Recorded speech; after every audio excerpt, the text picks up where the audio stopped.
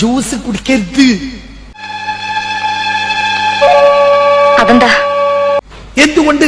പഴം യാതൊരു കാരണവശാലും വെള്ളത്തോട് യോജിക്കൂല. ആ പറഞ്ഞവനെ ഇങ്ങോട്ട് വിളിച്ചോണ്ടാ അടിച്ചവന്റെ കർണക്കുട്ടി ഞാൻ പൊട്ടിക്കും.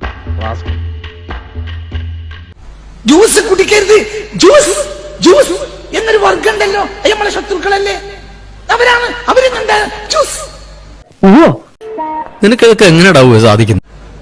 ജ്യൂസ് ജൂതന്മാർ, മനസ്സിലായില്ല? ജ്യൂസ് കൊണ്ടുവന്നതാരാ? ജ്യൂസ് ജ്യൂസ് കൊണ്ടുവന്ന ജ്യൂസ്.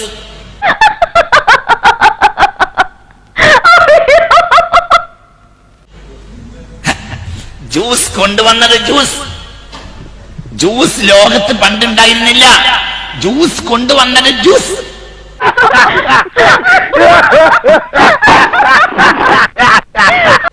ജ്യൂസ് മിഡിൽ ഈസ്റ്റിൽ ജ്യൂസ് കൊണ്ടുവന്നതാരാ?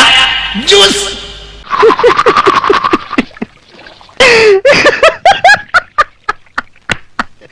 ജൂതന്മാർ. ജ്യൂസ് കഴിക്കാനേ പാടില്ല. അത് ഗുണമാണോ ദോഷമാണോ? പിന്നൊരു കാര്യമുണ്ട്. ഇപ്പൊ സ്കൂളിൽ തുടങ്ങിയ പുതിയ പരിപാടി എന്തായാലും പേര് പറയാ, സുംബ. അതാണ്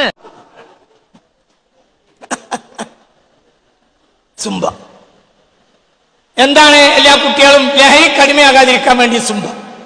ഇവനെ പെട്ടെന്ന് വന്നതാ. നബിനജി ഇപ്പോഴും ഈ കുട്ടികൾ ലഹരി ഉപയോഗിച്ചില്ല. നബിനജി കള്ളുഷാപ്പിന്റെ മുമ്പ് പോയി സുംബ കാട്ട്, കള്ളുഷാപ്പ് തുടങ്ങാം സുംബ.